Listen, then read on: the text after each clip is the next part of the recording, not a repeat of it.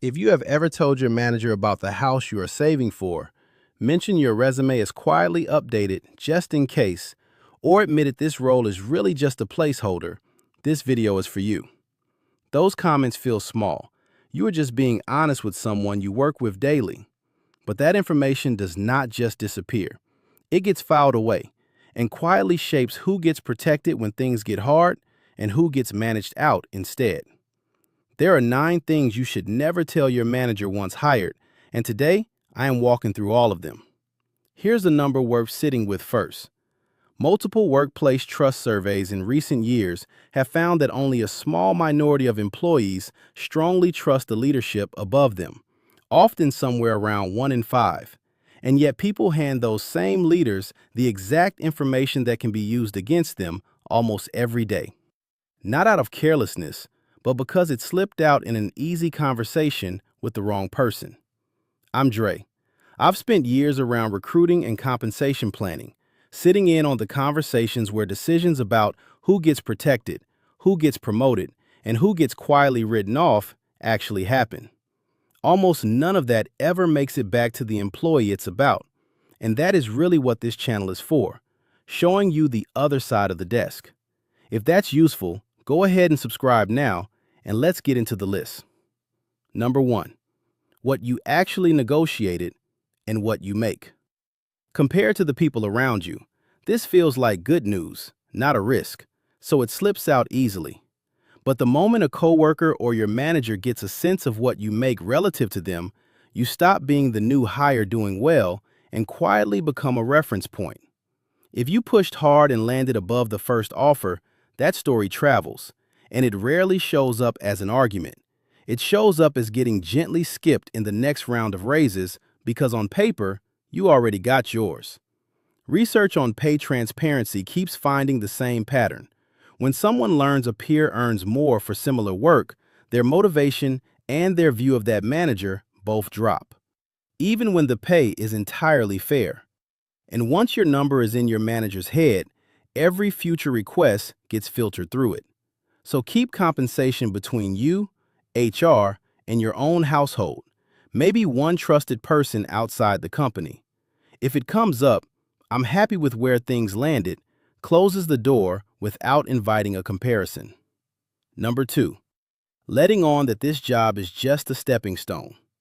This is one of the most common slips, usually in the first few months, said with good intentions. You mention wanting a bigger title elsewhere in a couple of years, or call this role a resume builder.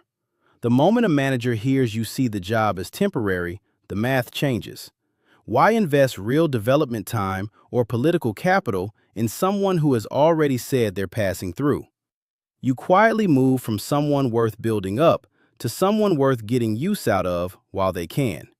That shows up later, in the stretch assignment you don't get and the leadership track you get quietly skipped for.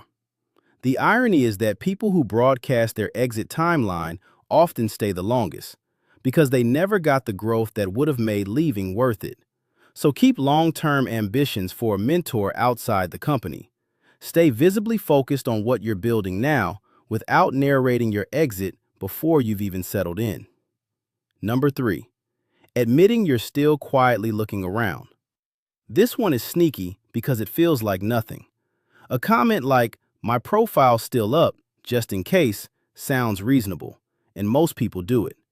The problem is what happens once your manager knows. You become a flight risk in their head, and they manage flight risks differently.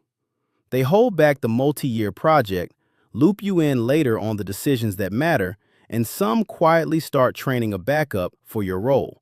None of it said out loud. There's a trust cost too.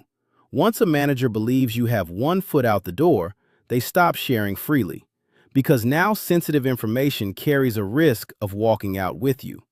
So keep your search completely separate from your workplace relationships. If you get an offer and decide to leave, that's the moment for the conversation, not a passing comment months early. And if this is landing, take a second and hit like. It genuinely helps this reach people who need it. Let's keep going. Number 4. Your side business or side income. This feels safe because it happens on your own time and in most cases, legally, it is. But perception doesn't read the law, it reads the optics. The moment a manager learns about something on the side, consulting, a shop, freelance work, a quiet question forms. Where is this person's real focus actually going? Ask for a lighter week once, and it gets pinned on the side hustle instead of treated as a normal workload issue. If that side work is even loosely connected to your industry, some managers start quietly wondering about conflicts of interest, even when there's nothing there. So keep it private unless your company has a policy that legally requires disclosure, and if it does, handle that through the proper HR channel, in writing, not as a casual mention over coffee. Number 5, financial pressure. Any signal that you need this job. This is one of the most damaging items here because people give it away almost without noticing. A comment about a tight mortgage or, "I really can't afford to lose this job right now," said in a relatable human moment. The instant a manager senses you feel financially trapped, the power in that relationship tips away from you. Some managers lean on that, consciously or not, handing you more work with the unspoken understanding that you're not exactly positioned to push back. Raises stall because there's a sense you'll stay regardless. In the worst version, that information becomes leverage in exactly the moment you'd want leverage yourself. A layoff conversation or a restructuring.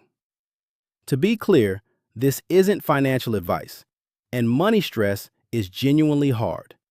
But your workplace is often the one room where showing it can quietly be used against you.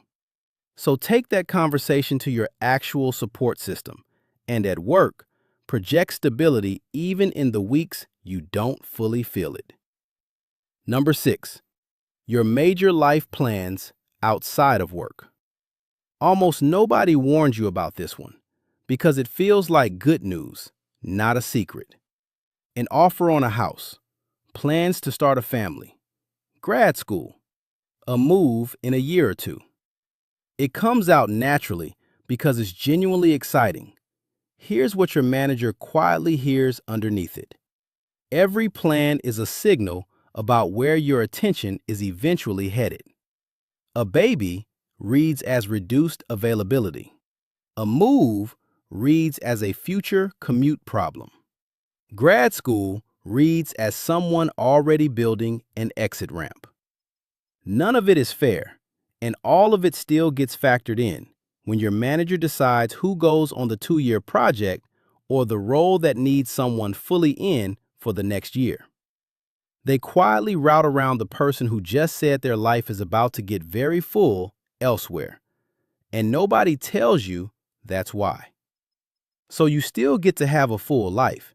You just don't need to hand over the timeline to the person who controls your assignments.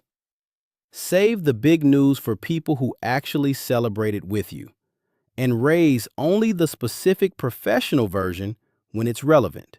Something like, "I'll need some flexibility in March." We're 2/3 through the list now, and this next one might hit closest to home, so stay with me. Number 7, early burnout or mental health struggles, mentioned casually.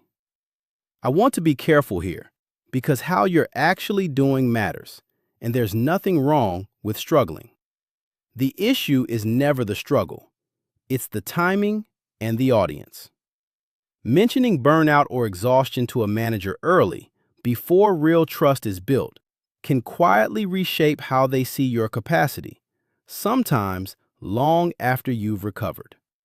Some managers respond by routing high visibility work elsewhere to protect you, which sounds kind, but sidelines you from opportunities that would have moved your career forward.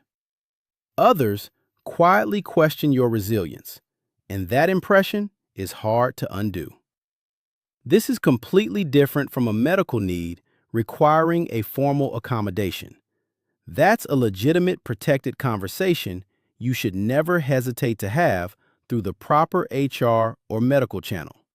What I mean is the casual version, mentioned with nothing attached to it, in a one-on-one. So lean on people outside the reporting line. And if you need real support at work, go through HR's formal process, where there's actual structure behind it. And if this has genuinely been weighing on you, please take it seriously. Talking to a doctor or therapist is a real step, and you don't have to carry it alone. Number 8 is the flip side of number 5, and it catches confident people off guard. Never let on that you don't need this job, that you have savings, a partner who earns well, or enough of a cushion that the paycheck is optional. It slips out as confidence. I don't really need this job. I just like the work. It feels like it makes you untouchable. Watch what it actually does instead. Your leverage in a raise conversation quietly disappears because the logic becomes, they don't need the money, so we don't need to stretch to keep them happy. Handing the bigger increase to someone who looks hungrier. And you become a flight risk in a different outfit, since someone who doesn't need the paycheck could walk on a whim. So managers hesitate to build long-term plans around you. The thread connecting 5 and 8 is this. Your financial position, in either direction, is pure leverage information. And the moment your manager can read it, they price you accordingly. So keep your financial reality, pressure and cushion both, out of the workplace. And let your manager believe exactly one thing, that you're here because you choose to be. And that arrangement is worth protecting. And number 9 is the big one, the one that pulls everything else together. It's letting your manager know you have an active offer or a counteroffer on the table. The window after you've interviewed elsewhere and have a real offer in hand is one of the most vulnerable stretches you'll be in. And it's tempting to mention it.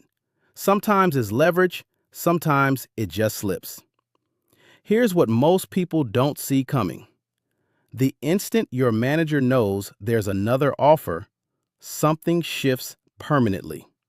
Whether or not you ever use it, even if you stay, even if they counter and you accept. The research on counteroffers isn't gentle either. Several studies and industry surveys suggest a large share of people who accept one are gone within a year or two anyway, because the real reasons they went looking rarely get solved by a single raise. And managers who've seen this cycle before know the pattern. So from that day forward, you're managed differently, as the person who almost left, and you get less long-term investment because nobody pours resources into someone who's already shown their one offer from walking. This is where the earlier 8 things snap together. The job felt temporary, you were half watching the market, life plans were quietly pulling your attention elsewhere, and underneath it all, they already have a read on your money either way. Now there's an active offer too, and the story writes itself in their head. This person was always going to go. So manage them accordingly, starting now. So if you get an offer, decide on your own terms, quietly, whether to use it to negotiate or simply move on.